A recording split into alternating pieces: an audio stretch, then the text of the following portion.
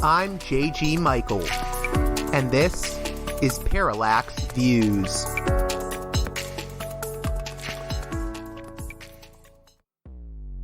Hello, this is Mike Swanson. In a few moments, you're going to listen to another segment of Parallax Views. But before you do that, let me tell you about my new book, Why the Vietnam War. It's a sequel to my previous book called The War State, which has lots of positive reviews on Amazon. It's been out for years. But this one is a more detailed case study of how American empire and national security state operate using Vietnam. And I believe it shows also how things work today, how policy is actually made and why. So grab the book on Amazon.com, Why the Vietnam War.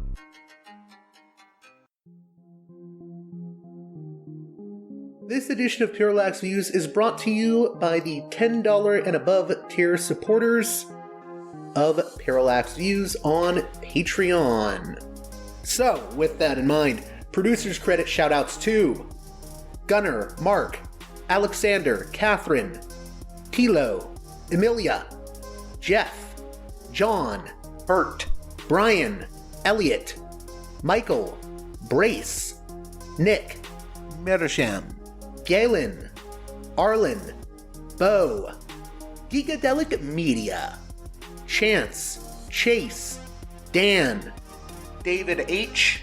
Y. Kellerman, Saaded 13, David, Ava, Bob, the West Bank Robbery Podcast, Jamie, Enoch, Gary, Max, Ishtofer, James, Martin, Matthew Ho, Brian, Nobody, Thomas, and Dano. And now on to the show. Hey there, Parallax Views listeners. On this edition of the program, we have a double feature right before the holiday season as we continue our exploration of the Gaza War. In the latter portion of the program, I'll be joined by special guest co-host Bassam of the West Bank Robbery podcast to speak with French documentarian and activist Frank Barat. But first, Yaseen Al-Sheikh, a contributor to the publication Jacobin, joins us to give the Democratic Socialists of America perspective on the Gaza War and Israel-Palestine. And yes, we do address the controversies over the DSA since October 7th that have been covered in the media. All that and much more on this edition of Parallax Views. Let's get right to it with Yaseen Al-Sheikh.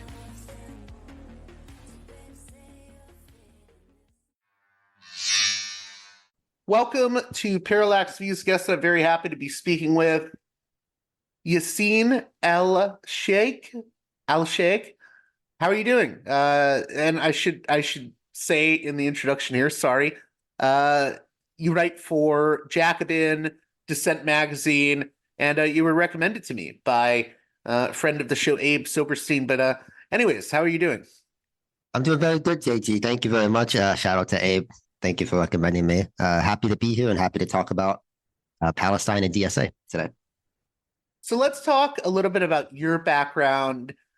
You're Palestinian American. What's your perspective on what has been transpiring, not just in the past few weeks, but also your reaction to what happened on October 7th and then the bombing campaign that has happened since then? So sure. I'm a Palestinian American whose father and whose father's fathers emanate from around the Jerusalem area, who were expelled during the Nakba of 1948. And my father came to this country, and that's why I'm here today. I'm a democratic socialist.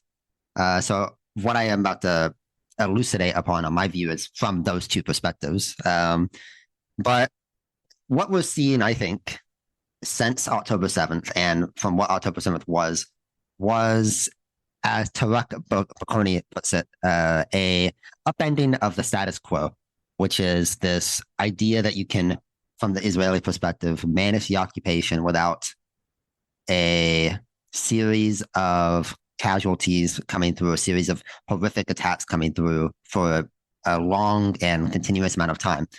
And that has been proven to be incorrect. From the Biden administration perspective, it's been proven to be incorrect that you can sidestep the Israel-Palestine issue without a political solution and expect things to be quiet. From a Palestinian perspective, it's proven that, yet again, like in May of 2021, what we call the Unity Intifada, the Palestinians will not and never will remain quiet so long as a political solution remains out of reach. And so October 7th was both a horrific day for Israelis and also a day that for Palestinians across the political spectrum, regardless of what one thinks that Hamas did, and Hamas did horrific things on that day, regardless of what one thinks of that, was a day that proves that we're not going to be managed, that it can't possibly be managed. There has to be a solution that comes to it. And the bombing campaign in Gaza is not a solution. It is a fantastical quest for revenge. It is a campaign of ethnic cleansing, where 2 million people have been pushed out of their homes and towards the Sinai. Israeli military commanders and members of the Israeli far-right want to turn it into a genocidal campaign to erase the Palestinians of Gaza. But none of this will work in the end. Smotrich, a couple of years ago, this far-right minister who's now the finance minister, he once said to Ayman Odeh of the Hadash coalition in the Knesset that Ben-Gurion didn't finish the job in 1948. And similarly, they can't finish the job now. A Palestinian national identity is here. We have coalesced. We're not going anywhere, no matter what they do. And so I guess what I would say in a summed up sentence is a political solution is necessary. A military solution does not exist. And the Israelis and the Americans have to come to understand that at some point.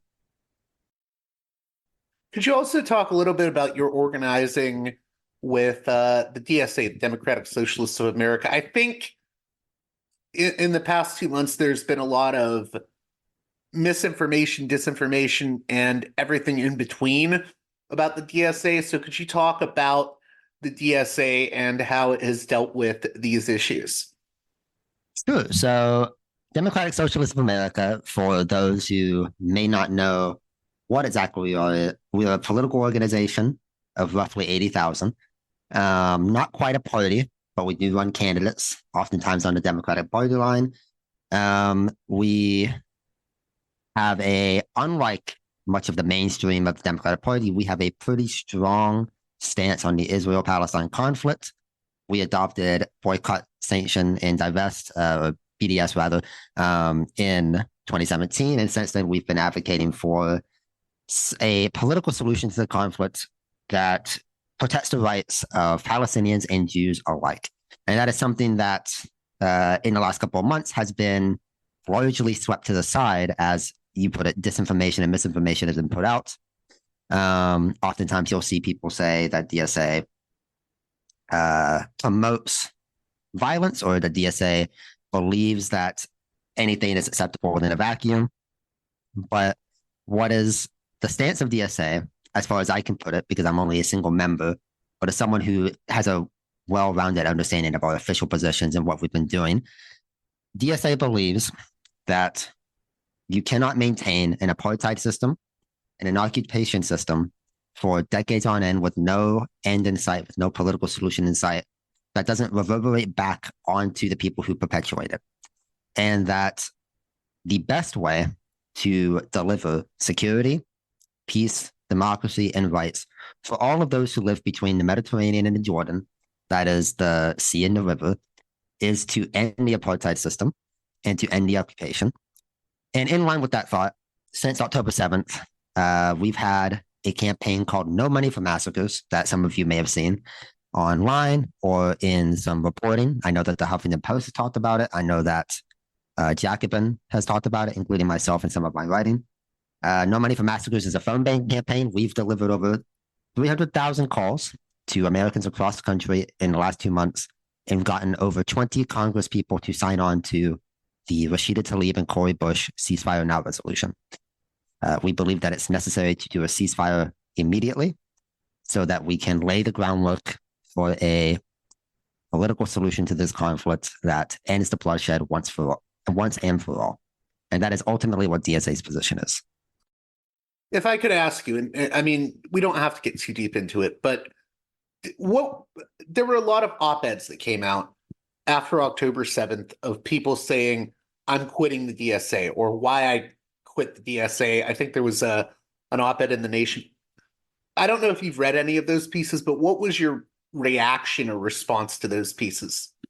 I have read them. I think, and I should say, in addition to being a Palestinian and a member of DSA, I was also a delegate to a convention earlier this year, and I happened to have been a part of a team who wrote new language for a BDS plank, which explicitly promotes political and social equality for Jews and Palestinians alike, in which puts forward, I think, a balanced view of electoral and labor work around Palestinian liberation. And so when these op-eds came out in light of October 7th, I believe one of them was by Harold Meyerson. I believe another one was by Maurice Isserman, both longtime members, both ex-longtime members now, who were there when Harrington and others founded the Democratic Socialist Organizing Committee. The crux of their displeasure, I think, and with all due respect to them, I think personally, is that they believe in a form of liberal Zionism that, in my opinion, never existed, but now certainly does not exist, which puts forward the idea that you can have a state of Israel which is Jewish and democratic in spite of the maintenance of an occupation that has lasted for over 50 years. I mean, we're talking about a state that my father is 52. The occupation is older than him. He has not known a world without the military occupation of his homeland. My grandfather did not know a world without the martial law that existed between 1949 and 1966, before the occupation for Palestinian citizens of Israel. We're talking about a state that has never quite had what many people in the U.S., including Meyerson and Isserman, and including Harrington himself, here in our organization's founder, they never had a democracy that they have like to envision having existed.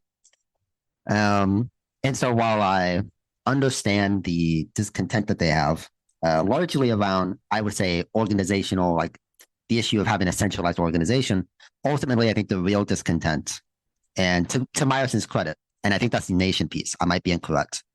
I might be mixing them up. New Republic or Nation. The Nation piece was the piece that Isserman wrote. Yeah. Yes, and I think Meyerson got closer to the point of contention in New Republic, is that the younger generations, including myself, simply do not subscribe to this notion that Israel is a democratic state, and that's a respectful disagreement. Meyerson and Isserman contributed quite a lot to the history of our tradition in the U.S., but I think on this issue, they are being left behind because we're respectfully closer to the reality. And I can only speak for myself on that question, of course, but I think we're confronting the issue as it exists. That's my perspective. Since you mentioned liberal Zionism, I've had a few guests on that I think would probably consider themselves liberal or progressive Zionists. So, I mean, I've had far more that I think would say they're either non or anti-Zionist, but I try to have a very wide range on. I will never have someone that's card-carrying like Hood supporter on, but that's another story. Of course. What do you want to say to liberal Zionists or Zionists that consider themselves progressive? Because there are liberal Zionists that will say, well, I believe in a two-state solution. I'm pro-peace, I'm pro-Palestine, but I'm also pro-Israel. What do you want to say to those people? Because I think that they believe that in their heart, but there's also, I think, reason one could criticize liberal Zionism at this point. Do you want to discuss that? Sure.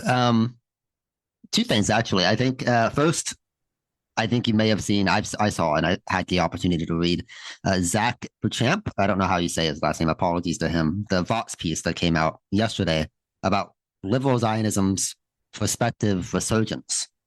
That's one. And then similarly, too, I have a wonderful friend named Max Berger, who I think used to work for More Perfect Union and other progressive organizations. He recently had a conversation with me about the idea of non-Zionism versus anti-Zionism. And I think both of these things come around to the question of where is left, liberal, progressive, whatever one might want to call it in the US context, where does that fit itself in this ongoing moment? And I'll say personally, as a Palestinian, I care very little about the label. Many of my peers in my community, in my diaspora, and the exiled Palestinian community, probably care quite a bit, of course. But what matters more so is skipping the oftentimes neurotic debate about the label and getting to the brass tacks. The two-state solution, for example, the one-state solution, right of return. These are questions that matter much more intimately to like our identity and to our view. Me, of course, and I think all DSAers would agree, we believe Jews have a fundamental right to exist within the land that is the river between the river and the sea, but that there's not a right to a state which predicates itself on Jewish supremacy. And similarly, there's no right for Palestinians to have a state that predicates itself on Palestinian supremacy. Ofer Kassif, a communist member of the Knesset, said something along those lines right after October 7th. And so I guess what I would say to liberal Zionists or people who identify with the tradition is that the issue is less fundamentally about whether or not there is a place for Jews in Eretz Israel or in historic Palestine, and more of whether or not we can truly have a Jewish and democratic state, which is the formulation that Zionists in Israel and now in the diaspora have used since the 1980s. I personally don't think the answer is yes. I don't think you can. I wrote a piece in Jacobin calling on Bernie to call for a ceasefire. And I explicitly say that Bernie believes that a state like that can exist, and I don't. And I think that's the crux of the debate nowadays. I think that'll be the crux of the debate going forward as we discuss what a political solution to this conflict is like. And interestingly enough, though, that is not a debate that falls neatly along whether or not one identifies as a Zionist or not, which is something that would surprise a lot of people. But ultimately, what I would say to liberal Zionists is all that truly matters is if you believe we can have a political configuration that protects Palestinians and Jews under the law. I guess you said you don't see, I guess, the liberal Zionist vision as possible. And I just wanted to ask, why is that? Why do you see it that way? I think once upon a time, there was a Zionist tradition, pre-48, that sought a binationalist model or sought something that truly, genuinely believed in coexistence of sorts. To the extent that that existed, it was nested in some idiosyncratic, sometimes religious, sometimes not, traditions within the Jewish diaspora. After 1948, though, it largely died out. And I think nowadays you're seeing a bit of a resurgence for binationalism, but it's largely happening outside of the framework of a liberal Zionist tradition.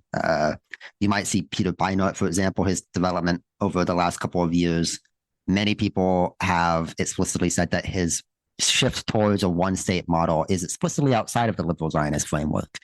And I think ultimately the reason I don't think liberal Zionism or a quote-unquote Zionist framework as it exists now is very feasible is there has never been an Israeli democracy.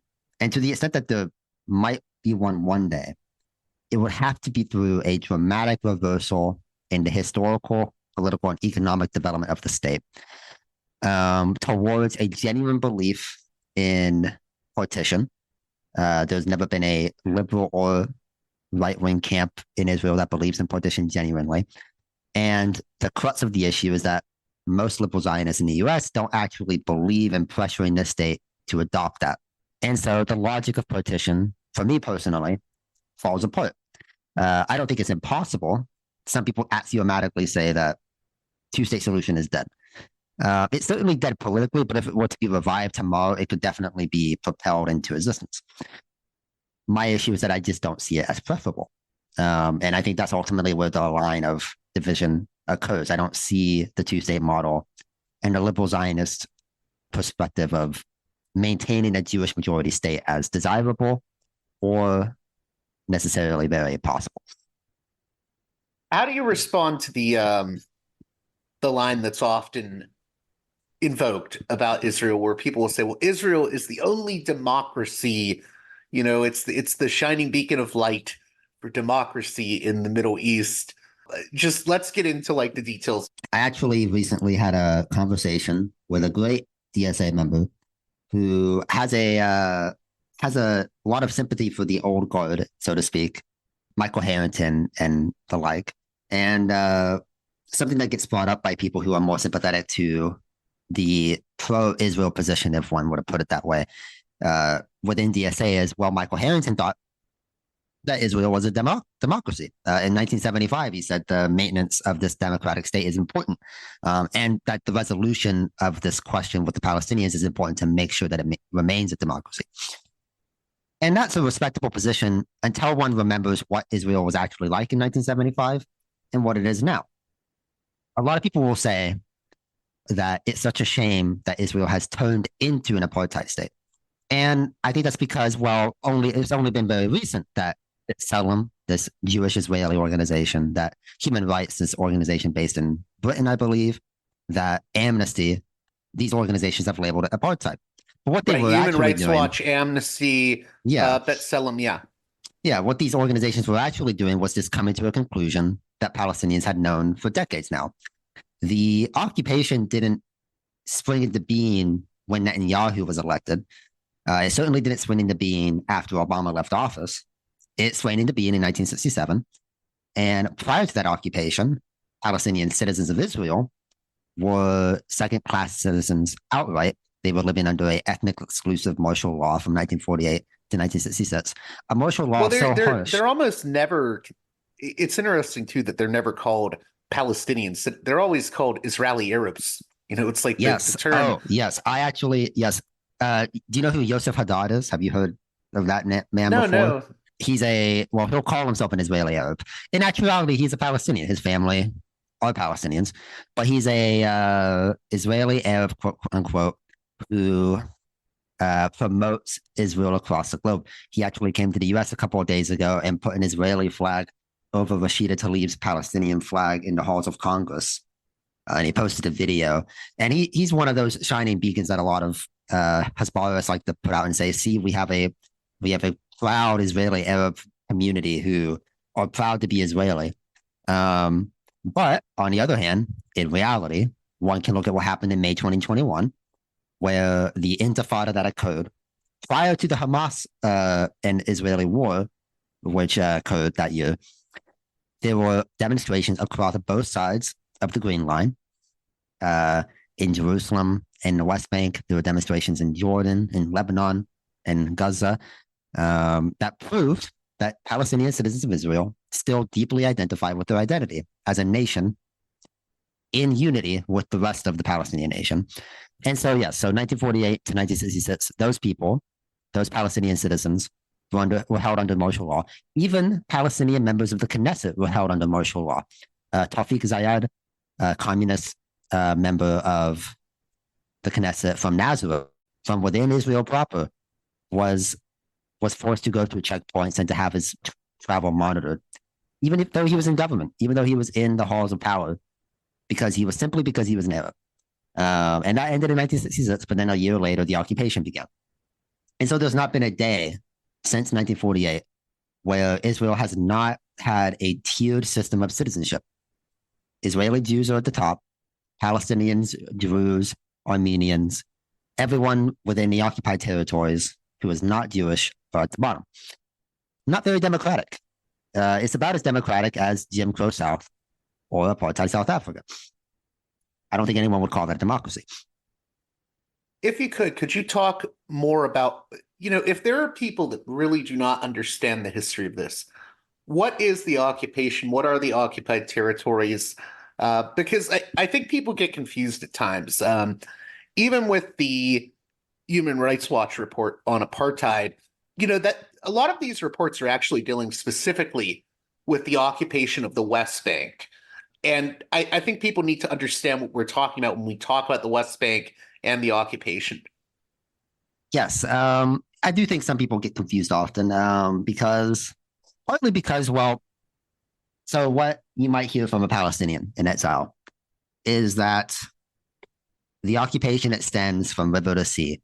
And what that means to us is that, well, we were dispossessed of our homes in 1948, and we want to return. That's the Nakba. Yes, the Nakba, which means tragedy, or that's about the best direct translation. And then there was the Nasba in 1967, which was another round of mass expulsion, about 300,000 compared to 750,000 in 1948. And in 1967, the occupied Palestinian territories, as understood by international law, are East Jerusalem, the West Bank, and Gaza. Gaza is still an occupied territory. It was before October 7th, and it certainly is now that Israel has effective military control over every parcel of land within Gaza. And so if you hear someone talk about the occupied territories, that's probably what you're hearing, the East Jerusalem, the West Bank, and in Gaza. If you're hearing someone talk about the entire land, oftentimes what you're hearing is talk about how we do not have a right to return.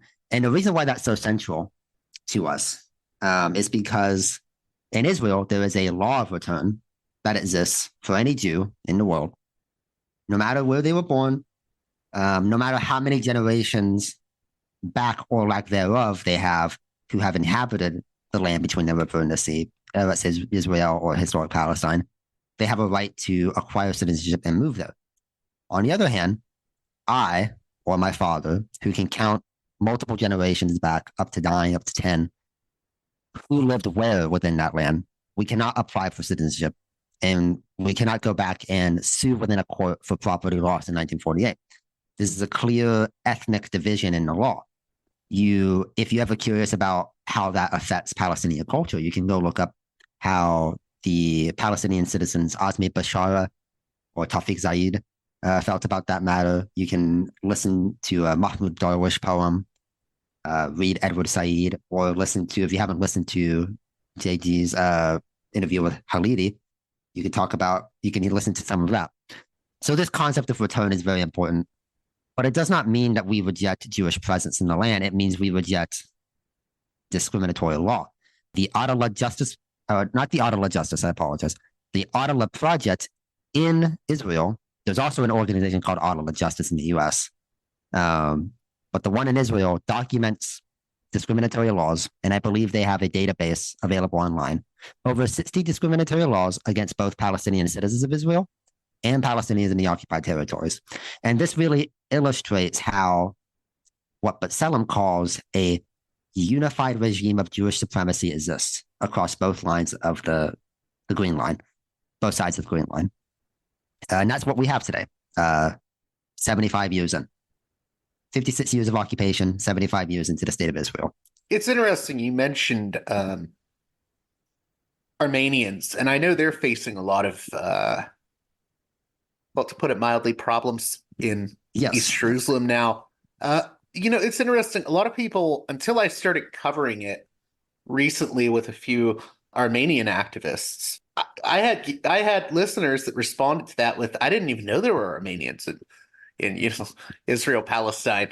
Can you talk about, I guess, how there's other groups that are facing oppression by these Ben Gibber type figures and the Israeli state? Yes, of course. The Armenian Quarter has existed for a long time. I think I saw that you did an episode about how the Armenian Quarter is under growing attack by the settlers, in relation to their property, and in relation to church property, in relation to Armenian property. There's also the Druze, and these are people who are both citizens of the state within, quote unquote, within what we call Israel proper, which in contrast to the occupied territories of East Jerusalem, the West Bank, and Gaza, Israel proper is the internationally recognized territory of Israel. There are those Druze citizens, but then there are also the Druze of the Golan Heights, which is another unit of occupied territory, not an occupied Palestinian territory, but considered by international law to be an occupied Syrian territory. Most of the Jews there do not consider themselves Israeli, do not consider themselves members of the Israeli state. And yet, like the West Bank, the Israelis have built a settlement enterprise there. I think actually, anecdotally, I think there is a new settlement being built there called Trump Heights, because in honor of Trump's recognition of Jerusalem as the undivided and indivisible capital of the Israeli state. Those Jews there, like the Palestinians, feel themselves to be occupied, and they are under international law. That's what they are. Yeah, the Golan Heights. Yes, it was annexed in 1981 by Israel, right?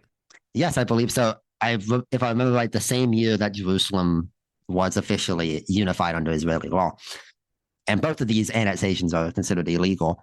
And then, of course, something that a lot of people also don't know, and including a lot of, I would say, Palestinians, or even outside of that, a lot of democratic socialists in America, something they don't know about the Jewish Israeli society, is that there's an intra-ethnic division along the Ashkenazim and the Mizrahim. A lot of times what you'll see online or in discussions of how settler colonialism operates is that this is an exclusively white versus brown sort of thing. And I think that misunderstands the nature of settler colonialism, that misunderstands the nature of the racial regime. There are a variety of types of Jews, so to speak, in Israel. And as of late, you've seen a ascendant far right, which is actually propelled in large part by the Mizrahim, this group of Jews who were expelled from Arab countries in the aftermath of 1948 from states like Morocco and Iraq. And these Jews have traditionally been discriminated against by the state as well, by the Ashkenazi elite of the Israeli Labor Party. But now they are entering the halls of power along the lines of Itamar Ben-Gvir, along the lines of these far-right parties. And they themselves see themselves as a superior unit to Palestinians. And so the racial regime is not necessarily white versus brown or whatnot. Mizrahim don't look all that different from Palestinians, but they have racialized themselves against Palestinians. And this is something you see across the entire world, intra-ethnic strife in Africa and Asia, etc. I just want to add to that real quick. So I've had guests on in the past, like the late Yossi Gervetz, who was he was a human rights activist and pro-Palestinian activist in Israel. And this issue always comes up of Jewish supremacism or Jewish supremacist thought. And it gets difficult to talk about that because in America, we have had horrible right-wing racist, I'll just say assholes, like David Duke used that term of Jewish supremacism. But the fact is, we're not talking about what David Duke's talking about. We're talking about what Itamar Ben-Gvir actually pretty much says. My life as an Israeli Jew is more important than yours as an Israeli Arab. He has said that. And I think people really need to understand that. There's no way around this issue of there being actual supremacist ideologues in Israel. Yes. I believe Abe Silverstein has a piece in Haaretz that talks extensively about this term. It had to have been published either way earlier this year or even the year before. The last few months itself have felt like years to me. But the Haaretz piece is a great piece. You should go read it. It's by Abe Silverstein. It talks about the history of this term, Jewish supremacy, how it's contextualized in the U.S., but also how, unlike years past where Likud or Netanyahu would have a veneer of respectability, nowadays Ben-Gvir and Smotrich and the like have an openly supremacist ideological project. Yeah, there was a time where Netanyahu would say, "Oh, I would never work with Ben-Gvir," because Ben-Gvir's been around for a long time. You know, he was threatening Rabin back in the day. There was a time when Bibi would say, "Oh, I would never work with," but now he is, and it's like this is where we're at. You know. Yes, that's how deep things have gone down the rabbit hole for Israeli society, and that's why it represents a real, genuine shift. Like for all that I say, which is something you might see me say often if anyone knows who I am, is, well, the meaningful political and economic conditions for Palestinians haven't really changed all that much over the last 50 years. And that's the problem. the lack of a political solution is out of reach. But on the other hand, conversely, in Israeli society, things have changed quite a bit since 1970. The Israeli Labor Party was once the ruling party with very little interruption of power for decades, and now it barely exists. There are talk of it being merged into Meretz. Likewise, Netanyahu had been around for 30 years, but there was once a time where he was not. There was once a time where he was considered fairly radical, and now he's not even on the right end of the spectrum. Ben-Gvir and Smotrich are. And these people are going to be around for a while as well. Ben-Gvir and Smotrich are relatively young compared to Netanyahu. And they will almost certainly be in future coalitions unless something radically changes. It's interesting that you say that, because the thing I hear a lot of people saying, including people that I've had on from publications like Haaretz, is, well, this is the end for the Smotriches and the Ben-Gvirs.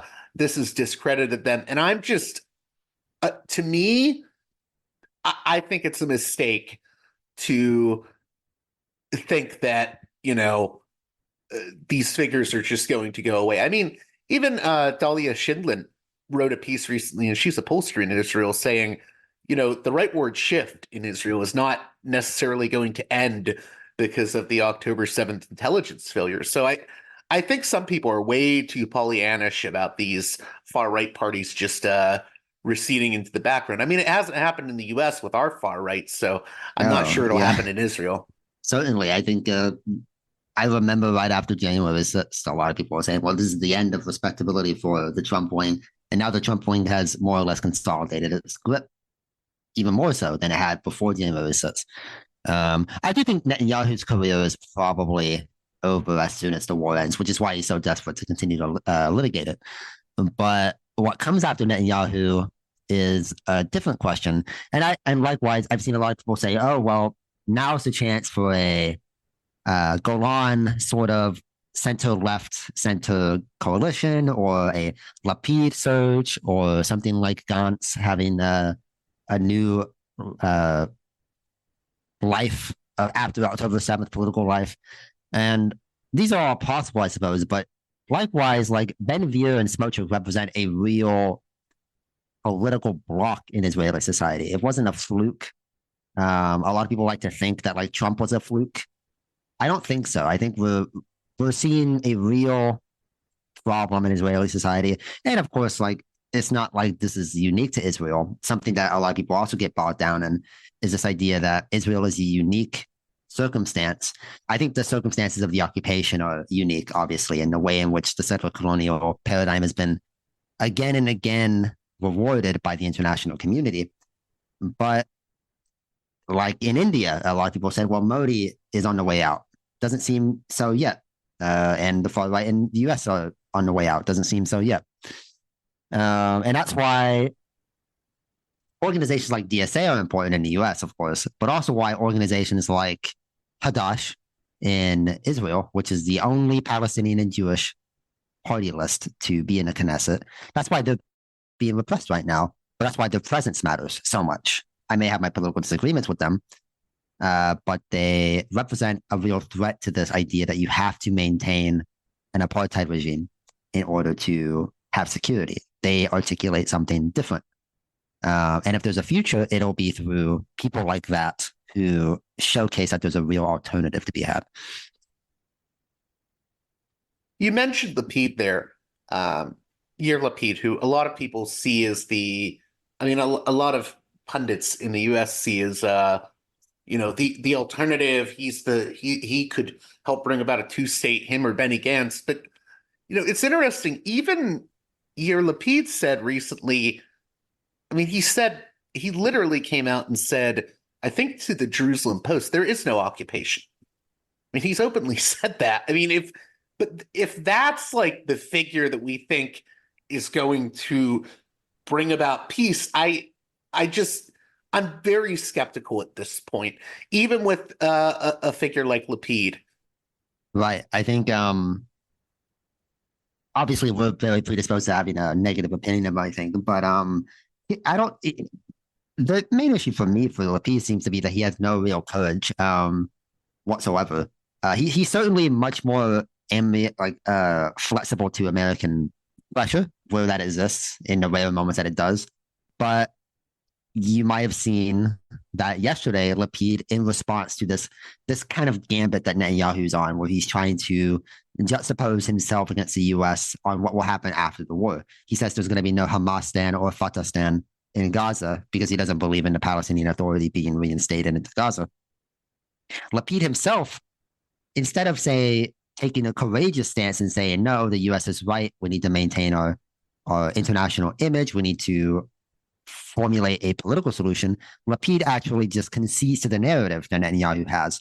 And he said outright, no one is saying that Abu Mazen needs to go into Gaza in the days after the war.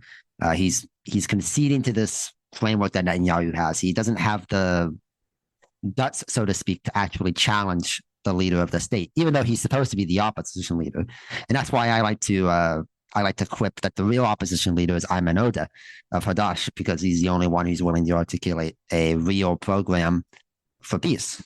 And he's on his way out, actually. He's retiring. So after that, who knows who will be left in the Knesset for a real program. By the way, for my listeners, since I mentioned Lapid saying there's no occupation, I'll just cite my source for that, and it is a very right-wing pro-Israel source, but Jewish News Syndicate wrote a whole article about that in November 23rd, back in 2016. He said this. Yair Lapid, former darling of the Israeli left, admits Palestinians aren't quote-unquote occupied. So, I mean, even, like I said, even Lapid seems to be very, he speaks a better game in some ways than Netanyahu, but as you said, it doesn't go far enough. Right. And I think if I were to, a lot of people will ask me when I talk about, if I go on a panel, if I talk about what our job as Americans is, I essentially believe, and this is more broad than the particulars of a political solution. I have my preference. I'm a one-stater. I say so in one of the pieces in Jacobin. But beyond that particular question, what Americans are supposed to do is build the political coalition necessary to finally upend what we call the bipartisan consensus in Washington on Israel. And I wanted to get more into this, by the way, but go on. Yes, this consensus has not existed forever. It's largely a post 9/11 consensus. Prior to that, you would have presidents from both parties, including Reagan, including H.W. Bush, who had a red line of sorts. It wasn't very well defined. For Reagan, it was the horrors of what happened in the siege of Beirut in the 1982 war.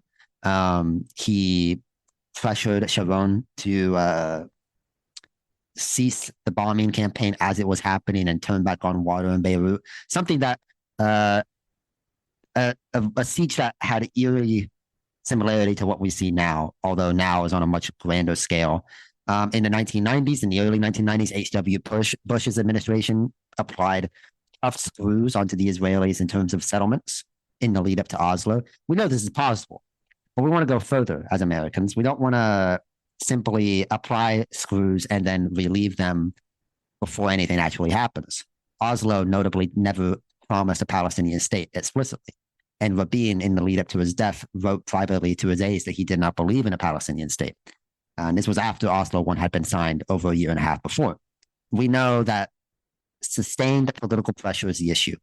We know that unless, and this is primarily an American issue as well, the international community is relatively unified here right now on Gaza. It is the U.S. primarily, which is the patron of the Israeli state, both in military conditions in terms of munitions transfers, tank shells, rifles, and so on, and also in diplomatic support with the veto power at the UN and with whipping people at the General Assembly. If that were to be removed, and if the U.S. were to instead reverse course and actually apply pressure for a political solution, the whole world's weight would shift in a way. And so that's the goal of an American campaign, I think, to upend this bipartisan consensus, to treat Israel like a country that you would treat any other, because right now we especially do not. Addition aid, remove aid, and then begin laying the foundations for what a peace process would actually look like. We know that South Africa, for example, only acceded to the end of apartheid because it felt isolated globally. And you can't have that unless US support is changed in some way.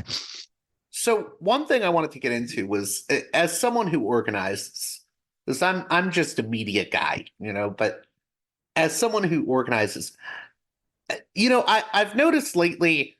Well, I'll use this example. When I had your friend and my friend Abe Silverstein on, there were people that listened to that I think are even harder left than maybe Abe is on some of these things, and they may have disagreed with one or two things he said. And I feel like we have a lot of disagreements going around right now, right? We have, one state versus two state, and we'll argue about that. And I just wonder, how can we organize in a way that includes the most possible people, despite maybe, to put it mildly, some differences of opinion on maybe one or two or three issues? Right. I haven't had the opportunity to listen to what Abe said, but I'm sure he talked about a variety of issues that we're very like-minded in a lot of ways, I would imagine. And what we wrote in our dissent piece, I'm not sure if he talked about that then or if he went on after that.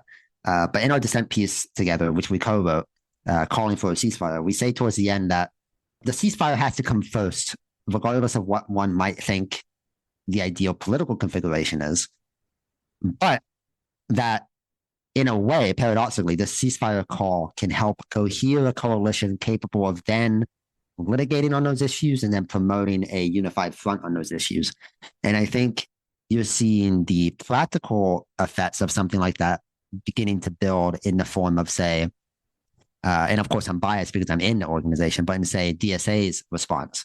Because it's not just DSA is the issue. No Money for Massacres is primarily done by DSA, but we've been doing it in conjunction with Adala Justice Project, with the U.S. Campaign for Palestinian Rights, with Jewish Voice for Peace, with If Not Now. These are both Arab and Jewish organizations. We've also had civil rights organizations join in. And as of late, we've had unions join in. Great support from the United Auto Workers. The United Auto Workers today, one of their local spokespersons just held a rally about an hour ago with Cori Bush for a ceasefire. And this was unthinkable 10 years ago, a political climate where unions are engaging in the terrain of politics, doing something more than just saying, well, we only speak for our rank and file here and there. Now they're actually getting onto the field. They're flirting with divestments. They're talking about how we need to save Palestinian lives. And it's obvious, of course, that the UAW doesn't have a position on one state or two states. What they're doing is listening to the rank and file on the necessary dignity of the Palestinian people, which is the first step. And I think, say, on a macro level, look at Congress. I wrote in foreign policy in July about how the trend line in polling works for Palestinian and Israeli sympathy in the U.S. And one of the things that shifts sympathy for Palestinians is the presence of pro-Palestinian people in Congress. Most obviously, Rashida Tlaib herself a Palestinian, like me, but also representatives Ocasio-Cortez, Bowman, and then beyond that, some not so explicitly socialist, but still progressive people, like I'm drawing a blank right now, Betty McCollum. These are people who are building a bloc, so to speak. Most of them are in the Congressional Progressive Caucus. Some of them aren't. But these are people who have a red line. They're saying we now have a new stake here, and that's what we have to preserve and expand. That's the first step. Another issue with organizing, and so you're Palestinian. Abe is from a Jewish background. I think right now, and this is just my perspective, what I'm seeing is I think both Palestinians and Palestinian Americans and American Jews that I personally know and converse with are both having various collective traumas being activated, not just since October 7th, but I mean, even before that, because I think there is a very real issue, in my view, with anti-Semitism. in America. And I think sometimes that gets exploited politically when it comes to Israel-Palestine in a way that I actually think diminishes, the fight against anti-Semitism and hurts the cause of fighting it. But in any case, I think that there's many Palestinian Americans and also more broadly Arab Americans and American Jews right now that are having these collective traumas activated, and they're in a very bad place. And I think it's causing people to maybe say things and do things that, aren't necessarily always the wisest things to say. And I think there's a lot of tension right now. How can we bridge the sort of gaps? Because I do think a lot of people are rightfully upset about a lot of different issues. And I think there has to be ways that American Jews and Palestinian Americans and Arab Americans can sort of bridge the gaps when it comes to these issues. Right. I think I guess what I'm asking is, what's your view on how we can bridge those gaps? Yeah, I think it's an interesting thing to experience inter-ethnic conflict in the US in a way that I haven't really seen before. Like, obviously, say the 2020 uprising in the summer over George Floyd, that was a interracial thing. But in that case, it was something that unified a lot of people, a lot of young people in particular. And I think the same is true in this case, even though on the macro level it doesn't seem that way. A lot of young Jews and a lot of young Palestinians and Arabs feel largely united insofar as there's a disgust at what's happening in Gaza. But there's also, of course, real hurt about what happened on October 7th, what happens after this all ends, a lot of disagreement there. And I think the answer, as always, is political organization and cultural organization, because a lot of people get bogged down in the hypotheticals. But for example, the NYC chapter of DSA has a great many Jews and Arabs in it. It's obviously the most diverse place in the country, in the world, New York City. But there you had Jewish Americans like Jeremy Cohen, a leader of the NYC DSA chapter, marching with plenty of Arab Americans and Palestinian Americans for a ceasefire. Political organization gives people a common goal and provides them with the framework for pursuing that goal. And of course, not all Jews and certainly not all Arabs in the US are socialists. So DSA is not going to be the place for that for everybody. But building these structures for inter-ethnic cooperation against apartheid and for a mutual democratic and free society, that's how we do it. And that means we have to challenge not just like the far right elements of Jewish Americans, society, like AIPAC, for example, or the elements of Palestinian American society that are inclined to say that anything and everything is on the table, but also build. We have to build. Something that one of my, the new co-chair of DSA, Sheikh Sadiq, has talked about is we need to look to the streets, not to the tweets. That's something that he quips about, which is very cute, I think. But it's true. You need to be able to build. And so something that Abe and I thought that was important about writing that piece together was that it's important to have a demonstration of Palestinian and Jewish unity on a goal. I just had one or two more questions. Of course. With regards to October 7th, I know a lot's been made of, these initial reactions were cheering it on or, things of that nature. But do you think what I think gets left out of that is that I don't think people knew the full extent of what happened on October 7th until it became more apparent. And I get the impression that a lot of people were initially not even, they didn't necessarily know about atrocities happening. What they saw was the footage of, people breaking through the fence. And I think that was a powerful image for people. I don't know if you want to comment on that. I think it was a powerful image. For me personally, it was certainly a powerful image. I can't speak to like who was saying what in reaction to what, of course, but something that, and I don't really know how to articulate it in a way that doesn't sound like, I say this with the utmost seriousness and with the utmost aversion to flippancy. People have a tendency to isolate events. And what happened on October 7th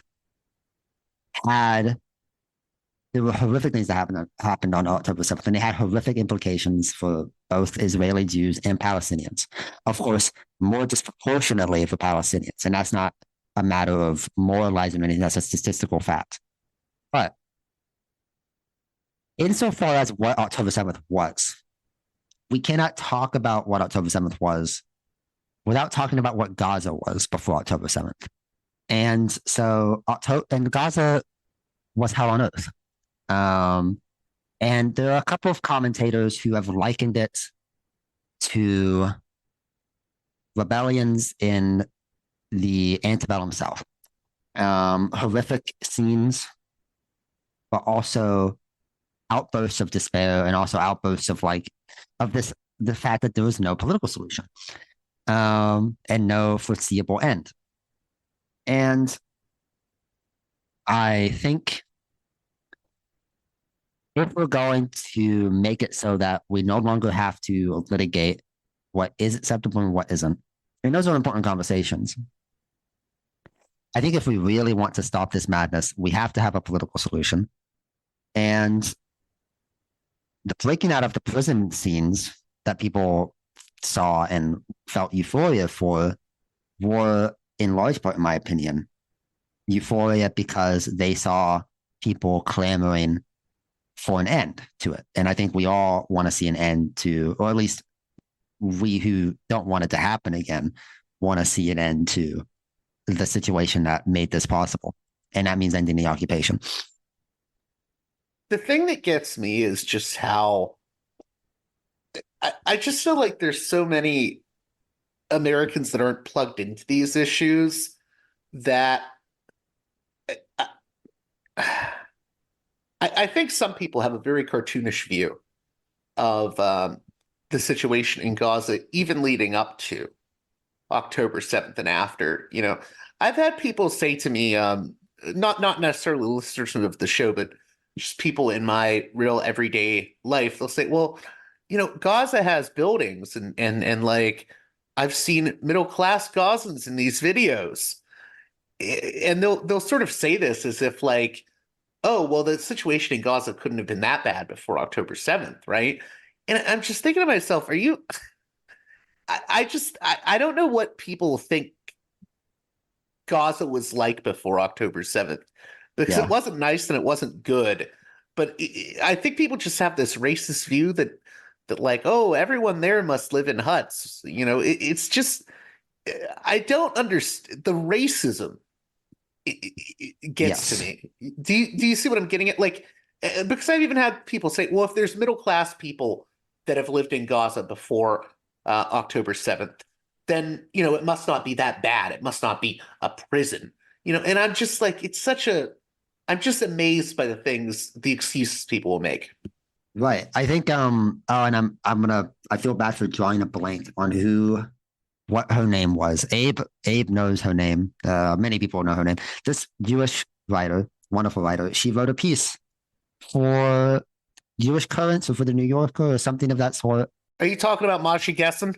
Yes. Thank you. Yes. She wrote a piece, and if I understand right, if I remember right, I read it a while ago.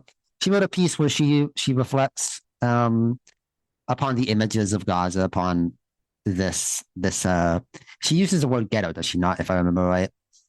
Or she Yes, and I will say, if Masha is listening to this, they pronouns, just so everyone knows. Oh, apologies. My very humble apologies. Yes, they use the term, they compared it to a ghetto, yes. Yes, my very humble apologies. I certainly know how annoying it could be. They compared it to a ghetto. And this enrages a lot of people And this idea that you could even dare to contextualize violence in that way and to contextualize Jewish history or Palestinian history in relation to one another. And I think it's the opposite, actually. I think how could you dare not to? How could you dare not to see the humanity across the water that is like identity? Rashida Tlaib, I want to say a year or two ago, told a group of high schoolers when talking about the settlement enterprise that she couldn't possibly imagine uprooting all of these people in a one-state model because, or in relation to the idea of a two-state model, transferring all these people back in Israel proper. She said she couldn't imagine doing so because that would evoke memories of the Nakba to her. And that is a necessary component to understanding how to end this conflict, understanding how perpetuating violence back onto people after suffering it yourself does not solve anything. Edward Said called us the refugees made refugees by refugees. And that's certainly our national circumstances. And I think that's how we'll come to, it's part of how we'll come to a settlement on the issue, understanding what has happened to the Jewish people, understanding what the Israeli Jewish nation has done to us, and saying no more of it. And in the context of Gaza, once this war ends, we cannot go back to a ghettoized Gaza, an open-air prison. And I think that's where their essay shows immense moral clarity, immense bravery, and that is the framework from which we'll come to a proper conclusion to the conflict. In regards to the point I was making, though, yeah. I mean, how are we supposed to? I mean, maybe we don't even have to respond to them because it's already so ridiculous at this point. But when people say things like, "Well, if they had libraries in Gaza before October 7th, how bad could it have been?" How are we supposed to? I mean, because to me, it's like I just roll my eyes in disgust. But yeah, I don't know if we're obligated. I think we're of course obligated if the individual in question is a person of power, like Tom Cotton, for example, the senator, who has often deployed such things. Like how bad can it be if we've had shopping centers, if we have things in the West Bank that other nations have?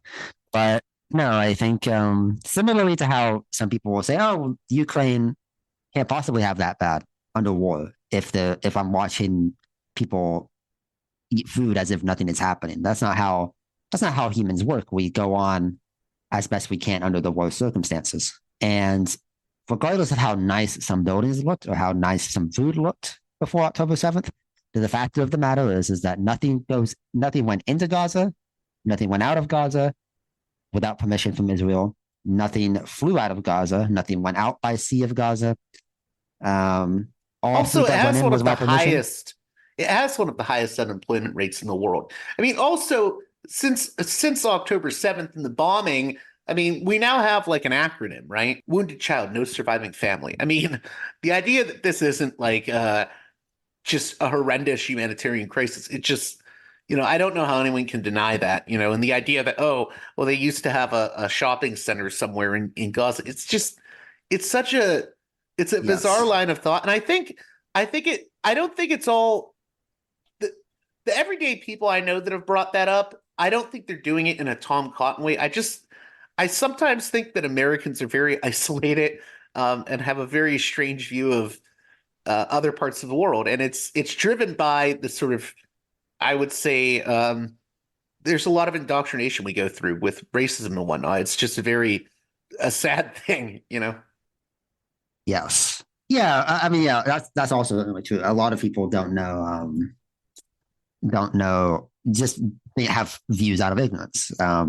And so, of course, and this is natural because so many wars have happened to us where the American political media haven't even really considered our perspective. It's only been recently that you'll have people like Mohammed El-Kurd, or you'll have people interviewed from Palestinian political parties or from Palestinian communities here in the U.S.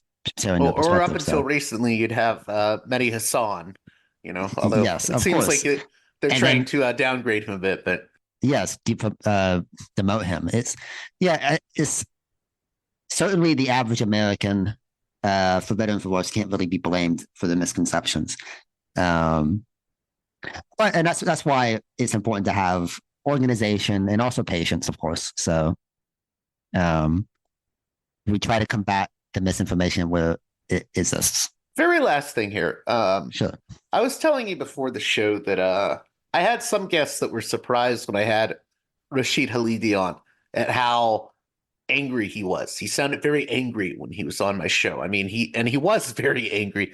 And I just sort of was askance at that response. I was like, well, yes, he's angry. He's a Palestinian. He's seeing, he probably has relatives in Gaza, you know, and also, memories of the Nakba are being triggered. And I don't think the people that said, wow, he sounded really angry, it wasn't necessarily like, they're like, oh, he doesn't have a right to be angry, but it's almost implied in their asking in weird ways. Like I feel like at times Palestinians are expected to be perfect victims.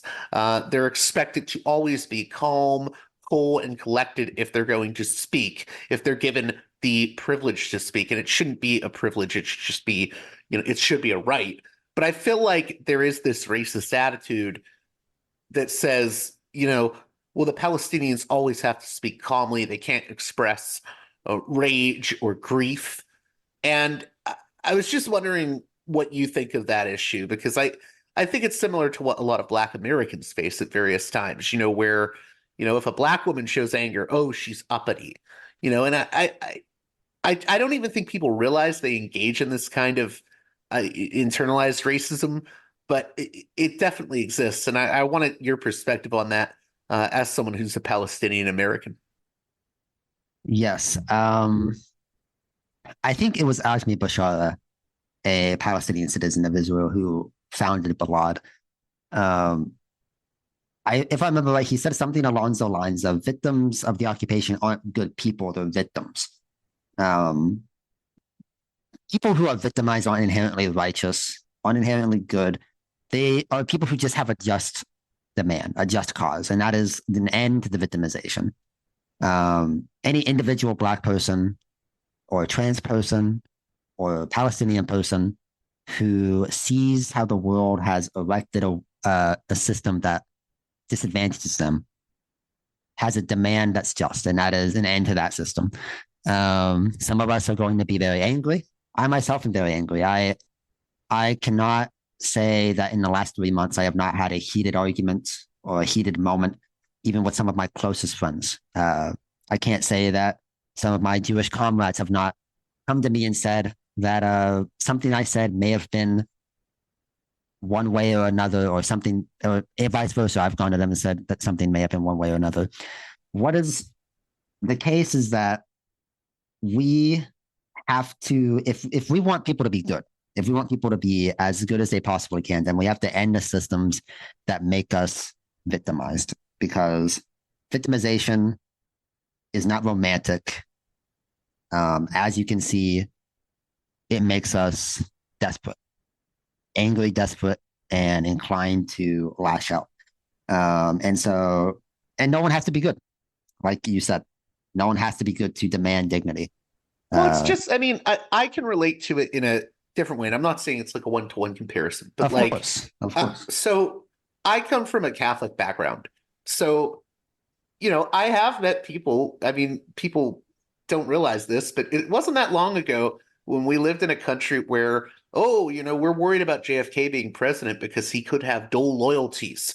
And that was a line used against him. And I have met people that are like very anti-Catholic still, especially certain older folks that I think identify as Protestant. And when I hear really anti-Catholic stuff, and knowing what, my grandparents went through who were Catholic, it upsets me. Like, I have a visceral reaction to it.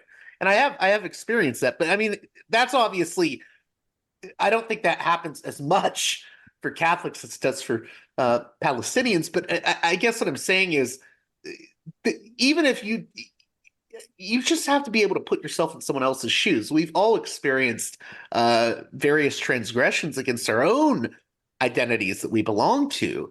And Yes. it aggravates me that sometimes people who have experienced that kind of discrimination, whether they're Catholic or if they're from another identity group that has experienced discrimination in the past or whatever, sometimes they don't recognize when it's being done to Palestinians. And that's or just Arab Americans, to be honest, when it's done to Arab Americans. I think sometimes people just don't see it, even if they can see it with their own group. Yes. Yeah. I think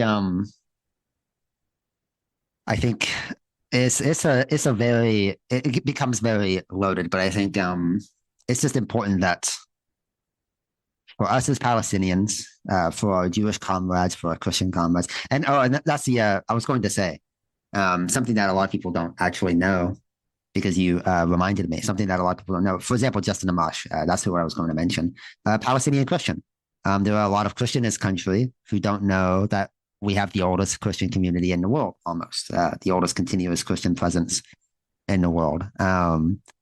Churches have been bombed into oblivion. Justin Amash is a lost family. May they be blessed in heaven. I have to be honest with you. I've heard that a lot from people. Is they'll say to me, "Wait, you mean when that church was bombed?" They said, I had people say to me, "You mean there's Palestinian Christians? I thought they were all Muslim." Yeah. And I'm just like, my God, the ignorance. I mean, it's not intentional ignorance. No, but it's not. The war on terror has orientalized the Middle East even harder than it was prior to 9/11. But yeah, and in Bethlehem, a Palestinian city, they've canceled Christmas, so to speak. They're not doing public demonstrations.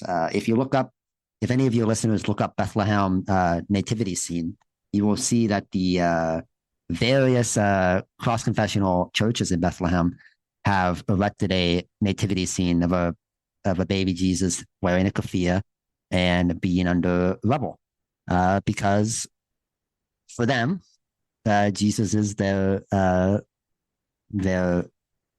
highest. And so at a time when we are under occupation and under bombardment and under brutal apartheid, they identify with the Messiah who himself lived in a world under Roman power. So, and the solution to that is radical empathy, inter-ethnic cooperation, and an end to the bloodshed. What does it mean to be Palestinian? And what I mean when I ask that is, I know people that will say, well, why can't the Palestinians this is a Zionist talking point that I hear a lot from people, or people regurgitate it without realizing it, but they'll say, why can't the Palestinians go to any other Arab state? Why do they have to be, in this land, Israel, Palestine?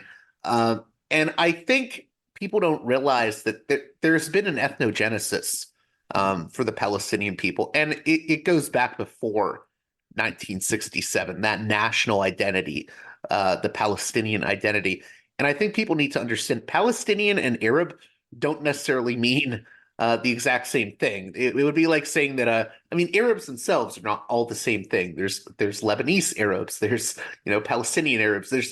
So I think people really need to understand that Palestinian is its own identity. It doesn't simply just mean Arab. And in fact, very racist supremacist figures like Kahana use this line of there are no Palestinians, they're just Arabs, to try to, squash the aspirations of Palestinians who want self-determination. So I think people really need to understand that the Palestinian identity is it's specific, it's particular. It doesn't just mean Arab. Yes. There's a great book, I think also by Halidi, called On Palestinian Identity, if I remember right, something of that sort. It's not very long either. It's a pretty good overview. But for me, what it means, I think, is, like you said, ethnogenesis. And I think for us, and it goes back prior to 1948 even, it goes back prior to the Nakba, an understanding that we are a distinct group on that land, who have a relationship to the wider Arab nation, of course. We speak Arabic. We are predominantly Muslim, although not all. And even in the Christian community also has a relationship to Arabic and all of the cuisine, the linguistics, the history. But for us, I mean, something that Edward Said said in 1986, I think, in a conversation with Rushdie, is that we don't really think of like our struggle in an explicitly self-determinative nature. We think of it as a struggle for return. And of course, return takes many forms: physical return, symbolic return, the ability to return. And so for me, as a child, instilled in me very early on was my grandfather once lived in his homeland and was not allowed to return after being forced out. And my father can't return. And so it's up to me, and I hope it's in my lifetime that it happens, is up to me to at least make it so that we can return. Up to me and my fellow generation of Palestinians. And I think for us, what it means to be a Palestinian is to continue on, because the Nakba didn't end us, the Nasba didn't end us, and the ongoing Nakba won't end us, and to achieve the dignity that we as a people have been not allowed by not just Israeli Jews, but also by Jordanians, the Lebanese, the Egyptians, the wider Arab nations. And we will do that. That's what it means. I want to thank you again, Yaseen, for coming on Parallax Views. How can my listeners keep up with what you're doing? You're emissary of the night on yes. Twitter, X, whatever it's being called. X, Twitter, yes. Thank you for having me. And I also just want to, if they do listen, I would like to apologize one last time. I'm also trans, so that's my, I am. So apologies again. And thank you again for having me. Shout out to Abe Silverstein. Hope you're listening. Thank you. Next up, a conversation with Frank Barat, a longtime pro-Palestinian activist and filmmaker. We're joined for this conversation by special guest co-host Bassam of the West Bank Robbery podcast. If you're unfamiliar with Frank's work, well, go on over to his YouTube page. He interviews a number of fascinating figures in relation to Israel-Palestine, including philosopher Judith Butler, UN Special Rapporteur Francesca Albanese, Israeli historian Ilan Pappe, and many, many others. So, without any further ado, let's get right to it with Frank Barat as we continue the conversation about the Gaza war.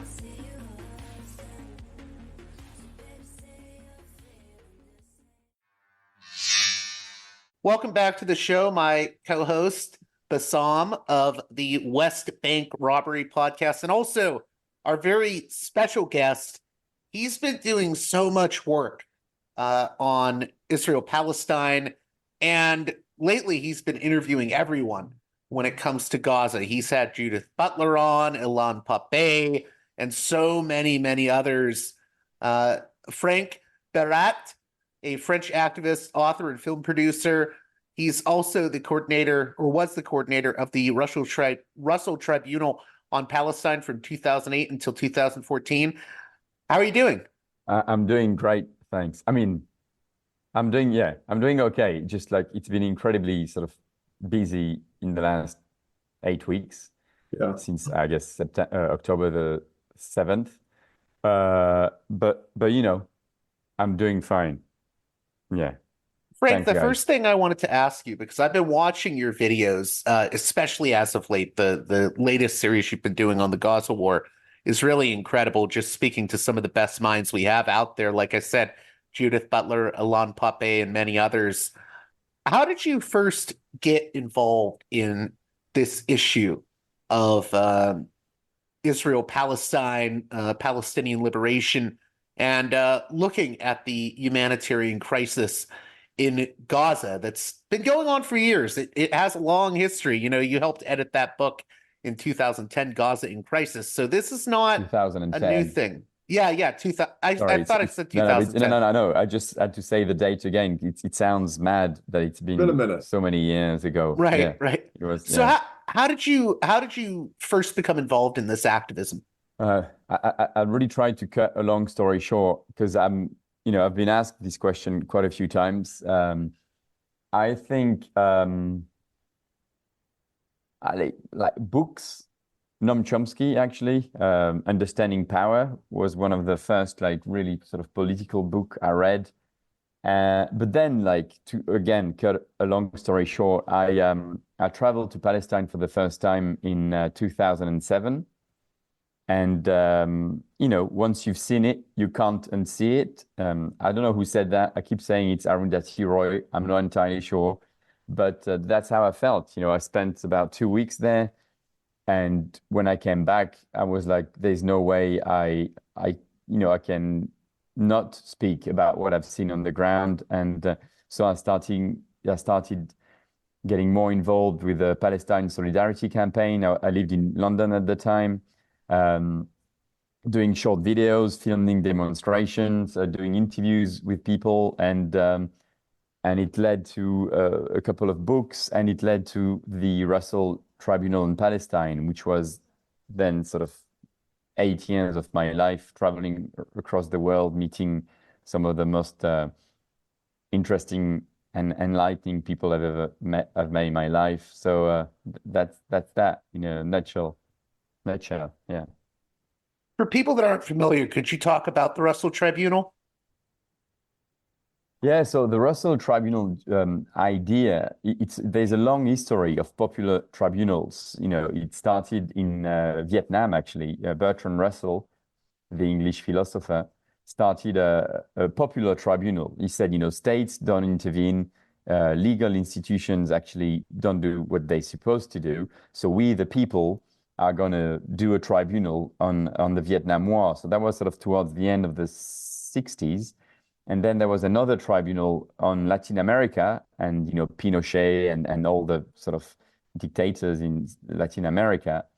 And then a lot of sort of popular tribunals popped in all over the world, and after the ICJ, so the International Court of Justice, opinion on the wall, which said the wall that Israel has built in the West Bank is illegal and should be dismantled.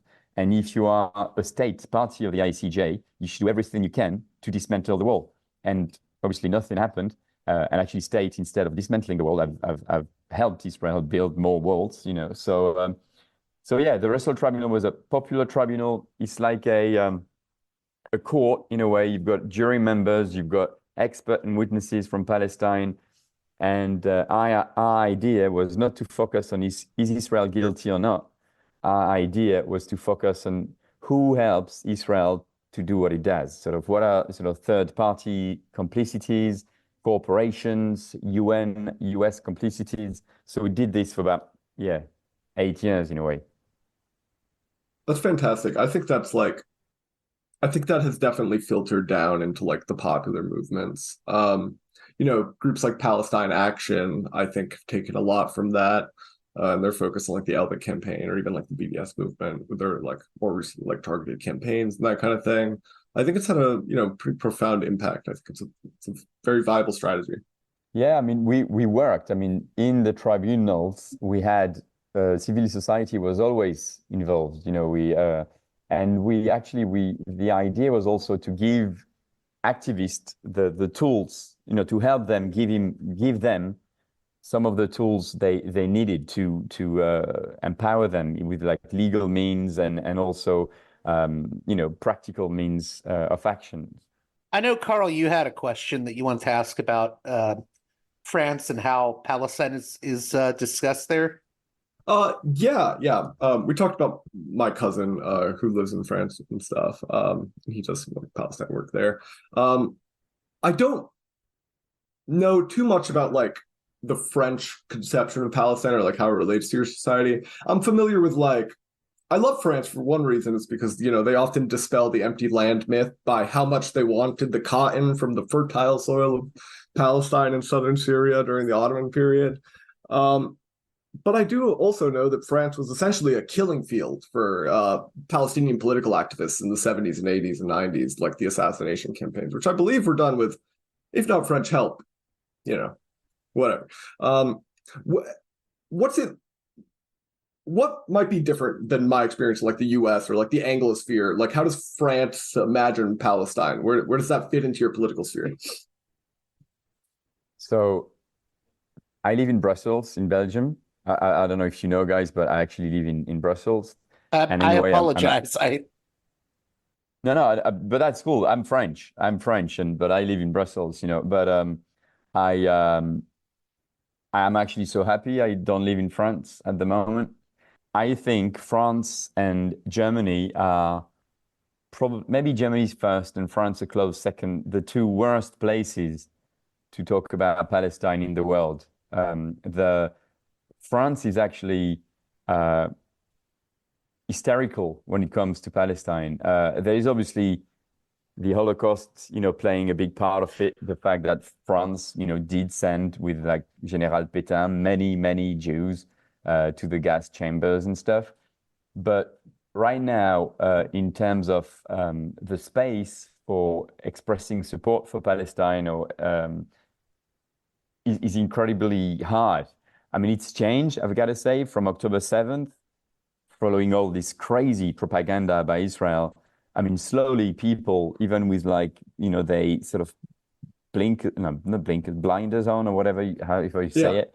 I've slowly, the truth is so obvious, and it's so obvious that it's a massacre that a small window has opened for dissent. But I've been working very, very closely in the last 2 weeks with the cultural field, in a way, and French celebrities and artists. Mm-hmm. No one wants to talk about Palestine. It's going to change. You'll see it very, very soon. We're preparing something very, very soon. But it's just an incredibly tough place to talk about Palestine. It's really like hysterical. The media, the discourse is it a career ender wrong. In the same way that it can be like in the United States, or get expelled from an academic institution? Is it pretty common to lose your job? We published a letter on, I think it was October 15th, about a week after October 7th, in L'Humanité, which is a French left newspaper. 93 names signed the letter, and I was involved in working on it. And so many people that had signed first, after a few days, asked me to take their names out of the letter, following pressures. They wouldn't say names and stuff, but following film directors calling them, hey, you want to work again? You better take your name out. Following people that, are in charge of major sort of concert venues in France saying, hey, do you want to play again, a gig in my place? You better take your name out. So it's very, it's very bad in a way. But I had hoped it would be a little bit better. I think it's changing. It's changing. And, because I've worked with artists and stuff in the last few weeks, I think it's about to change. In a way. Can we swear on your show? Absolutely. No problem with that. All right. No, fuck you. We're not going to remain silent anymore. The fear mongering, the pressures are not going to, we're not going to remain silent anymore. We're going to talk. One thing I really wanted to speak with you about is you're a filmmaker, and on this show, I cover film a lot. I'm a bit of a cinephile. And this guy loves movies. He knows so much about them. I know nothing. I wanted to talk a little bit about filmmakers from Palestine, because I don't think they get covered enough in, film circles. And, I had the pleasure of interviewing Darine J. Salam last year about her movie, Farha, which was on Netflix. And it was a coming-of-age story that happens during the Nakba. That movie made some waves because it got on Netflix. I know a few people that have seen it. I think it's a wonderful film. It's tough to watch, but I feel like a lot of people don't even realize that there is a real culture of Palestinian filmmakers out there, and you've been involved in promoting those voices. Could you talk a little bit about the world of Palestinian cinema? Yeah, I was one of the co-founder, can't remember now, maybe 8 years ago, of the Paris Palestine Film Festival. And then when I moved to Brussels, we created a festival we called Palestine with Love, which was with my dear friend Anne-Marie Jasser. I don't know if you know Anne-Marie. She made like Wajib, Salt of the Sea. She's one of the sort of foremost female Palestinian film director. And in a way, that's why I'm a film buff. I used to be a film buff before I had kids. Oh, one of them. I used to watch films all the time and actually rate them and write the names of directors and actors and stuff on my anywhere really. And when we organized the Paris Palestine Film Festival, I realized that there were so many incredibly talented filmmakers and screenwriters in Palestine with so many ideas. But because Palestine is not a state, there's no film fund or state film fund in Palestine. There's no support. And they find it very hard to actually make their films.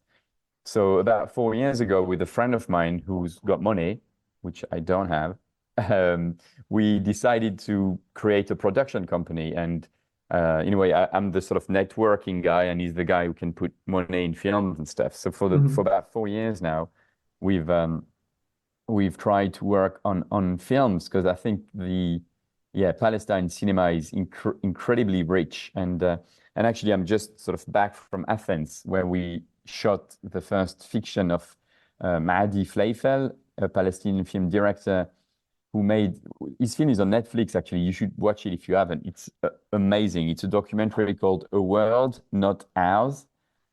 It's a brilliant film, and he's made his first fiction, so we were involved in this. But yeah, there's so much talent and so much stories and also so much humor, So the Palestinians and the films are filled with humor, which is great. It's a very ridiculous situation. You got to find some humor in it. Couldn't write this stuff. If you were to make a recommendation for listeners that wanted to get into, dip their toe into Palestinian film, what would your recommendations be for, what films from Palestinian filmmakers would you recommend? So I'm biased, right? But the one I just mentioned, A World Not Ours, I didn't produce it or anything. It was 2012. It's a documentary, but I think it tells so much. Mahdi was born in a refugee camp in Lebanon, in Ain el-Helwa. So it's the story of Palestine. Your grandparents were kicked out in 1948. You lived in Lebanon, and then they moved to Kuwait, and he's going back to Lebanon, sort of Ain el-Helwa every year. And it's a very funny film, and it's a documentary, and I just love it. I love Anne-Marie's film, Anne-Marie Jasser, Salt of the Sea, Wajib, and my brain is fried, so I forgot the two other ones, or one other one. Elia Suleiman, The Time That Remains, one of, not the last film he made, but the one previously. I loved the film. Oh, and Michel Khleifi, who is the godfather of Palestinian cinema, made this most beautiful film, I think in the 80s, called Wedding in Galilee, which for me is a brilliant film. It's hard to find it because it's not on Netflix or anything, but it's a very beautiful film. And again, so many young Palestinian directors as well are making incredible films. The 18 Wanted, it's a film that we showed, which was really incredible. Amer Shomali. Hey, my brain's working. So there's so many of them. I've probably missed. I'm really excited to hear that you're working on some new fiction. There's, I don't know, I run into the problem where every time I try to recommend like a movie about Palestine, my number one sell is it's not that depressing. The only things that Return to Haifa, I just watched that last night. The only fiction that the PFLP ever made. It's got everything a Warner needs at a cool 77 minutes. Highly recommend it. And like Valley of the Wolves. Do you have anything to recommend in that regard? Anything that I could say it's not that depressing to people? Again, in a way, there's so many of them, and because like I haven't really kept, I find it very hard to watch films anymore, just because I just can't find the time. But let me think. And again, the few I've mentioned are really not depressing. You know, they are not. They're about stories. Sometimes they're sad, but it's all about also so much humanity and so much like you know, there's some mood, resistance, and laughter. But let's continue talking, and I'm sure some others will pop in, and no problem. It's hard. That's what my issue is. Yeah, it's yeah. hard. Yeah. I wanted to ask you about your reaction to October 7th, and then also the just horrendous bombing campaign that has happened since then. I know you had a very heartfelt conversation with Judith Butler, who got criticized for the piece she wrote on October 7th, but I still think she's very much in the Palestinian liberation camp. And I think October 7th and then this bombing campaign, it's just so hard to compute for people, especially, I mean, the bombing campaign has claimed over 20,000 innocent Palestinian lives at this point. How are we to compute everything that is happening and sort of not give up hope? Do you want to talk about that? Yeah, I mean, in a way, I just had also a great conversation, was it on Friday, I think, with Noura Erekat. I'm sure you know of Noura's name, Yeah. Noura Erekat. I know Nora. Yeah, she does. She's a lawyer, right? She's a lawyer, an activist, but she's been all over the media recently. And for a new show, actually, I'm doing with Mondo Weiss. I don't know if you know Mondo Weiss. Oh, we love Mondo I've had Phil and others on the show. Yeah. Okay, so I'm doing a show with them of interviews called Witnessing Palestine. It's not out yet. It's the interview with Noura is the first show, and it's going to be out, I think, tomorrow or Wednesday at the latest. And so October 7th was, look, I'm going to do like a Norm Filkenstein, right? October 7th, when I was actually in London on a supposedly relaxed, no screen, kind of romantic weekend with my wife. And we woke up on the 7th, and she showed me like on her phone a piece like kind of Hamas declares war on Israel. And I was like, what are you talking about? Let's go for a walk. You know, this is like one of those crazy articles. What are they talking about?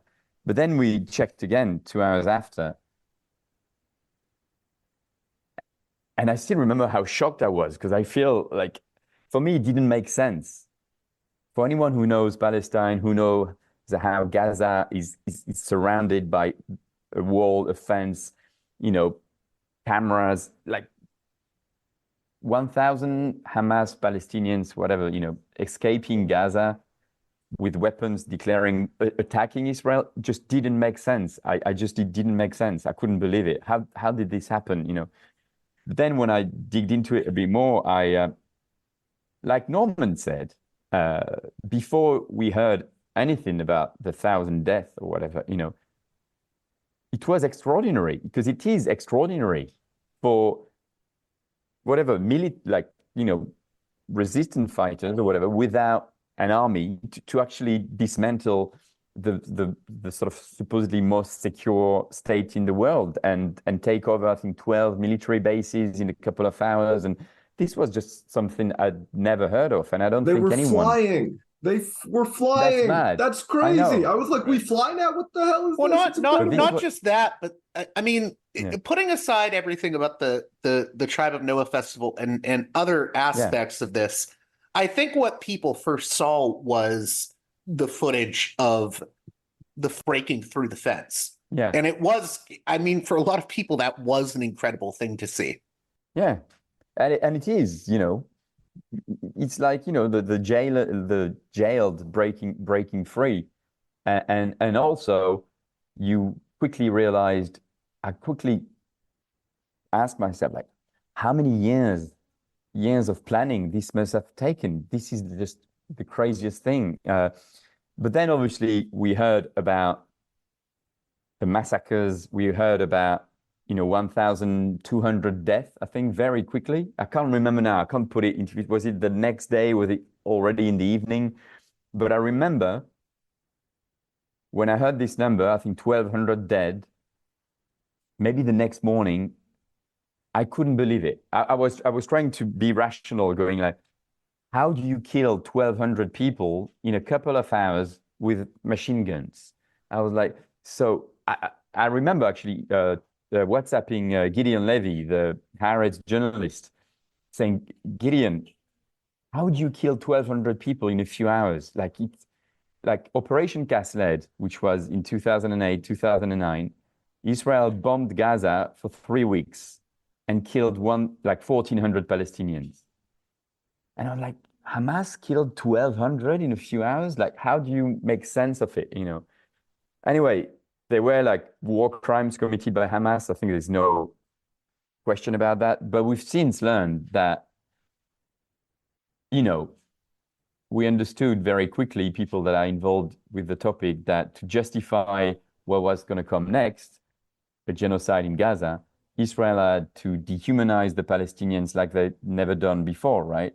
Since you mentioned Gideon in respect to that, I know Gideon wrote a piece where he sort of took Roger Waters to task for comments about October 7th. And I think emotions are very high right now. I mentioned Judith Butler wrote that piece, and you had a very heartfelt conversation with her about that.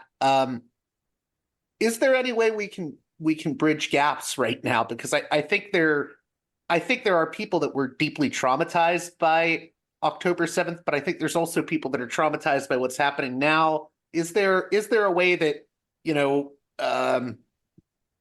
we can bridge the gaps that have occurred since October 7th and now? I do believe, actually 100% believe that there is a way to build bridges between whatever communities and people after what happened on October 7th. The Gideon Levy piece on Roger Waters, like, I found it actually very surprising, because I know they're pretty much friends. They know each other very well. So I was actually quite surprised. I have to say, I was like, why?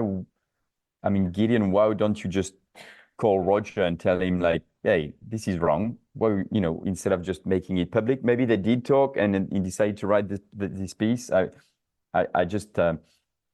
I know that's probably not the way I would act with friends. I'll just call them privately. And I mean, anyway. to be fair to Gideon, the piece was not like just attacking Roger. I mean, I think it was very heartfelt on his part, but go on. Yeah. No, I know, but anyway, but since October 7th, I've heard October 7th was definitely a trauma, and also the way it was portrayed was traumatic for everyone, and even more so for the sort of Jewish community. That's for sure. And but the response, the action of Israel in Gaza, the massacre, cold-blooded killing of people, including their own hostages, bare-chested, waving white flags and speaking in Hebrew. People say, just imagine if they kill their own bare-chested white flag, what would they do to Palestinians? So I've got friends in the US that have told me, like, when they started posting on social media about, October 7th was horrible, but we need a ceasefire. You can't just kill every Palestinians around just to justify what happened on October 7th. They told me some of my Jewish friends decided not to talk to me anymore. They were like, that's it. You're not with us anymore. But slowly, in the last few weeks, they've told me they start getting back to me and say, actually, October 7th was a massacre. It was horrible, but there's nothing justifying what's happening now in Gaza. So I think, and in a way, I'm not sure if you can say that Israel is like shooting itself in the foot, because it seems like they've done this in 2008, they've done this in 2012, and we always think, they went too far. But it just, this time feels a bit different. This time feels like they've gone way above anything anyone could have imagined, and in total impunity, like really shooting Palestinians like ducks, and and bombing hospitals, and also the propaganda is actually an insult to anyone with a brain, even more so a journalist. The level of ridiculousness of their propaganda, honestly, it's been, remember the HQ of Hamas inside under Al-Shifa Hospital? So the military HQ of Hamas, and then they found like 4 AK-47s, and they're like, here it is, we found it. Like crazy stuff, and I think people see through it. I've been really troubling to reconcile how bad the propaganda is. Like, I don't think the Israeli education system has degraded that far. I don't understand why it's so bad. A friend of mine... You have to remember, a lot of the propaganda isn't even aimed specifically at Israelis. There's a lot of propaganda that's specifically aimed towards the Western audiences. Yeah, but that's still not as good. A friend of ours, JG, he said that he thinks Gaza is still not secure enough to send anybody with an MFA into it. That's the only thing that I've thought of. Well, I mean, you literally had an Israeli official. I think he was like the official for like Arab affairs in Israel or something. I mean, but he was literally promoting the Pallywood conspiracy theory. And I've actually seen like major figures in the US, like that Hollywood director Eli Roth, promote this Pallywood conspiracy, and it's just so racist. Oh man, I mean, racism. We haven't mentioned this. Racism, Orientalism, whatever you want to call it. It's how many times we've heard the Arabs don't like life the way we do like life, and that's why they make 10 children. This way they can have 5 children martyrs, and then it's fucking sickening. Honestly, it's gross. The images of like the Palestinian dad with his baby dead, when they were saying, oh, it's actually a doll, it's not a baby. Then it was like, no, it's a baby. And the stuff they picked from a Lebanese film. Yes. And then they show like, oh, it's actually, crisis actors in Palestine doing this stuff. Like, man, the level of, I don't know, actually, if you listen to the interview I did with Nurit Peled, who is an Israeli author, and she lost her daughter in 1997 to a Palestinian suicide bombing in Jerusalem. Her daughter was called Smadar. But Nurit since then has been one of the foremost critics of the Israeli government. But she's also studied Israeli school books in the education system. And she said that from the earliest age, she wrote a book about it called, I think, Israeli school books, whatever, about Palestinians. Mm-hmm. From the earliest age, when you're an Israeli, the Arabs are the enemy. The way the books, the way the color, you never see an Arab fisherman, you always see an Arab with a gun. So she said like the Israeli, actually her words were, the Israeli education system teaches you to kill Palestinians. So then when you're 18 and you get an M16 and you go to Hebron, and you see them, you shoot at them. And that's why I also think why they're shooting at everything that moves in Gaza right now, because Israelis are scared shitless. Even soldiers, they're so fucking scared. They are in the territory of the monsters they've been told want to kill them forever. So they shoot at everything that moves, including Israeli hostages. It's just mad, Given the nature of what's occurring now, I mean, the level of death we're seeing, not just from bombing, but also from just the infrastructure has crumbled. It wasn't great before. It's even worse now. There's lack of food, lack of resources. Can you just comment on the nature of the crisis in Gaza? And also, how do you maintain hope at a time like this? Because I think a lot of people feel helpless, especially, people that care about this topic in the US. They're just seeing a government that doesn't do anything to stop this madness. And I think a lot of people feel very hopeless right now. These conversations I've had on YouTube since October 7th are actually very selfish. It's a way for me to remain hopeful, and I think, the level of, I mean, we were talking about it with Judith, we are in a state of collective shock and trauma, right? People, the level of destruction, of killing, The images you see of children, orphans, missing limbs is just too much to take. And actually, I don't watch any of these videos. They just like break me after 2 seconds, you know. But also, there's so much beauty, you know, since October 7th. I mean, I live in Brussels. I think on October 8th or October 9th, actually, we were in a place in Brussels with 200 people. I knew 10 of them. People from all walks of life stopped everything they were doing for like direct action, demos, making flyers, making flags, you know, occupying places and stuff. And you see, what was it, nearly 800,000 people in London a few weeks ago demonstrating, and in Cape Town and in Delhi and in, you know. So, you know, the fact that we see that, like, first, like, we're not alone, you know, there is lots of people around us that actually feel the same and feel this sense of injustice. Again, it's important to remember, like, look at the UN General Assembly vote, right? 150 vote for. It's only the sort of former colonial powers, pretty much, and even though France voted for a ceasefire as well. And another thing, you know, Hamas being a terrorist organization, you know, we've all seen like the videos of like pretty much every single mainstream media journalist asking any Palestinian, do you condemn Hamas? Is Hamas a terrorist organization? I checked. Yeah, recently. I mean, I've seen interviews where they'll ask a Gazan woman, you know, who just lost like 10 family members. Yeah. They'll say, do you condemn horrible. Hamas? Yeah.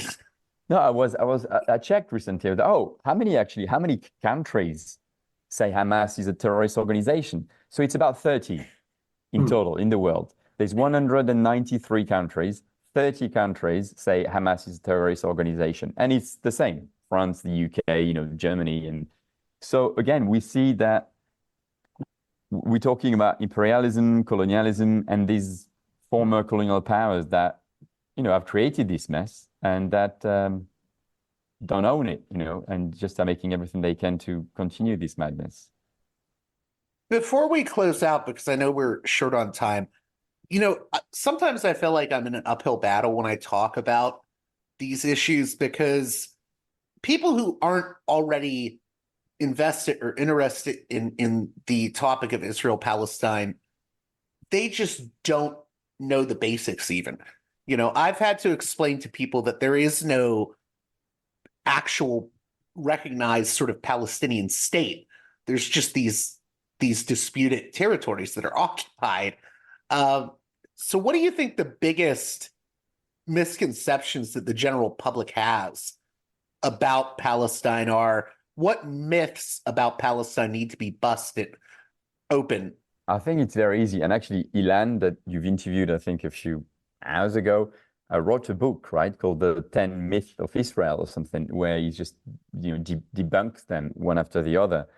For me, we have to, the mental switch we need to have is that we need to stop thinking at Israel-Palestine as this conflict between two people who want the same land and they're fighting over the land. You know, once we understand that it's actually a struggle for freedom, justice, and liberation, and that Israel is actually a settler colonial state, and they very proudly say so. Since 48, you know, the first Zionists were saying that our inspiration comes from, you know, European colonial powers.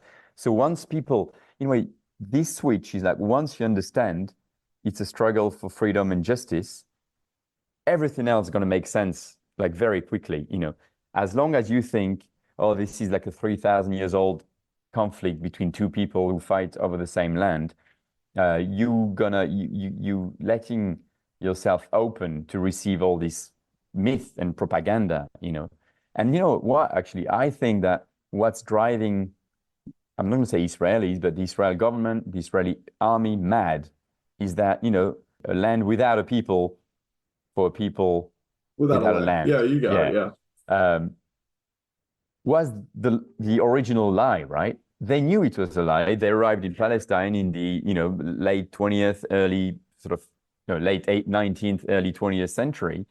And they saw people, you know, Jaffa was a bustling city full of like trade and farmers and, you know, and fishermen. And but the original lie they probably thought, as like a settler colonial power, that they could slowly either ethnically cleanse the Palestinians, bomb them, drive them away, and once, one day the Palestinian would be forgotten completely, but they don't.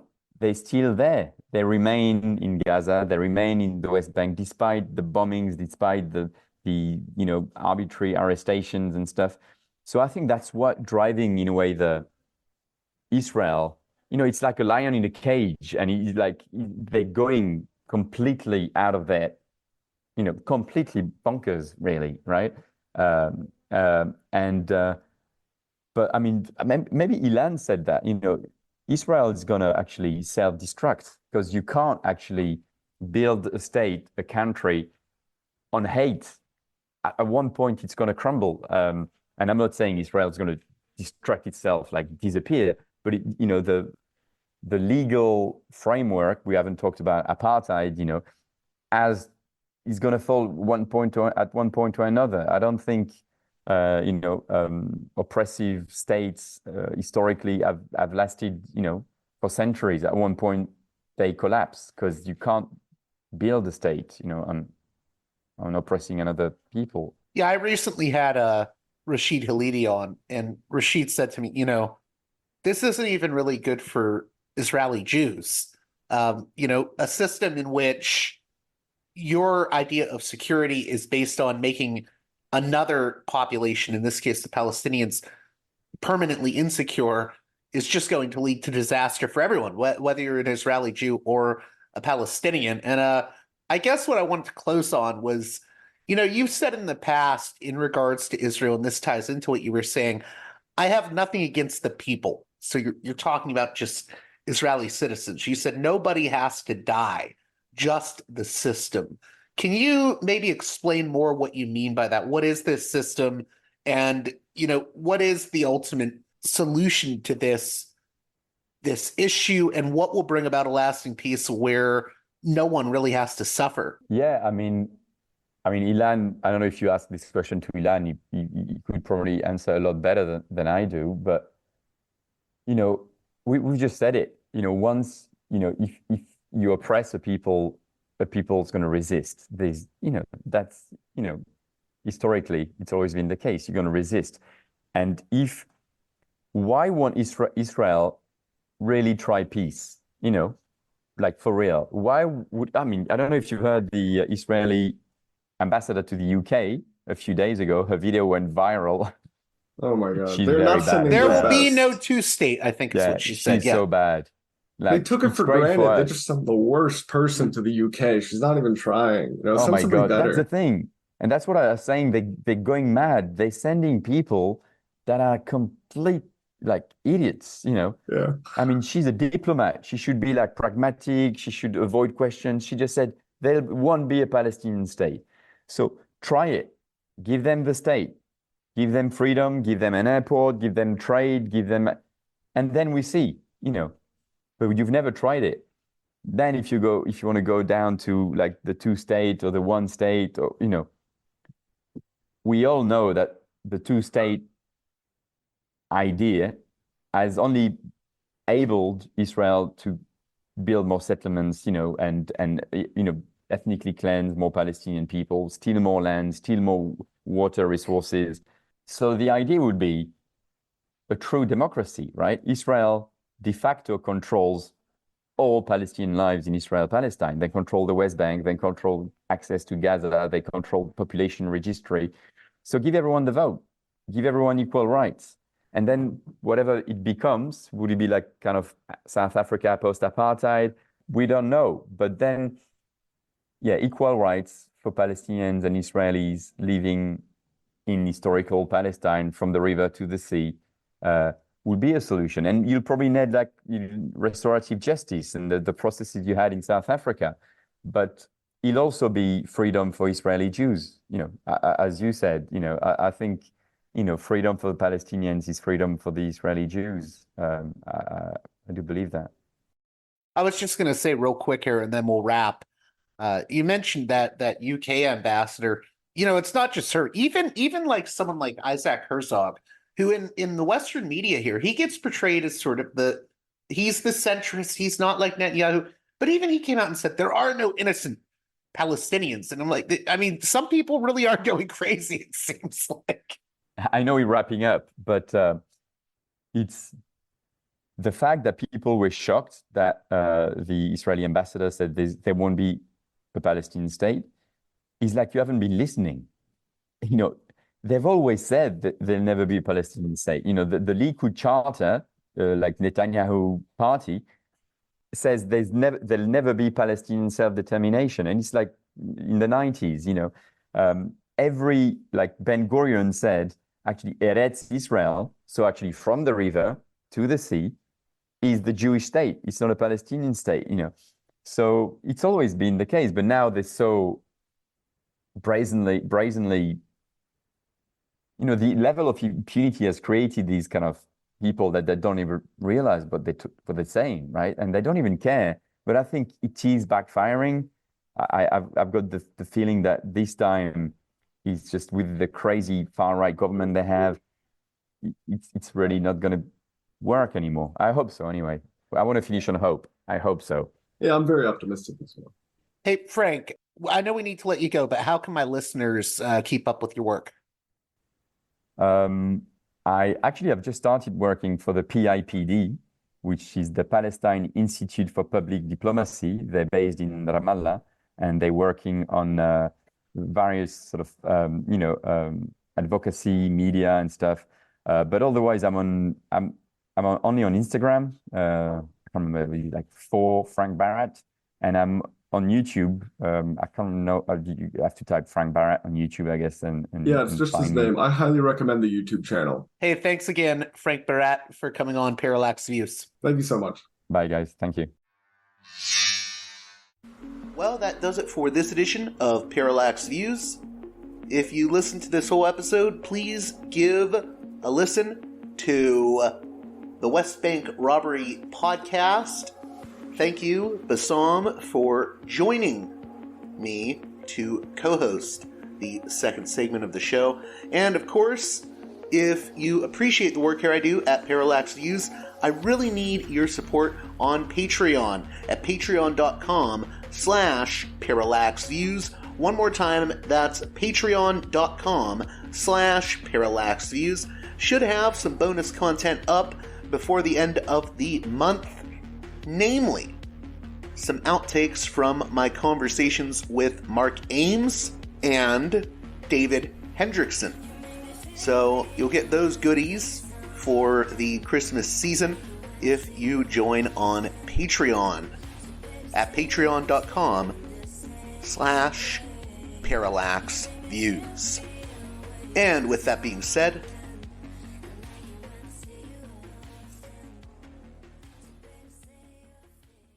until next time, you've been listening to Parallax Views with Parallax Views to Parallax Views with Parallax Views. The way out is not simply to say, don't do it, just to prohibit. If nothing else, if we don't do it, others will be doing it like crazy. So, we have to confront the problem. But no, basically, I know of the great anxieties, problems, new forms of control, but it's also new forms of freedom. This is why I always emphasize that internet and all this new digital stuff, it's a very ambiguous phenomenon, but it's the field of struggle. New forms of enslavement, but at the same time, new incredible forms of freedom. We have to accept the fight with no nostalgia for old, allegedly more authentic community or whatever. I'm not afraid. I'm not afraid. I'm not afraid. I'm not afraid.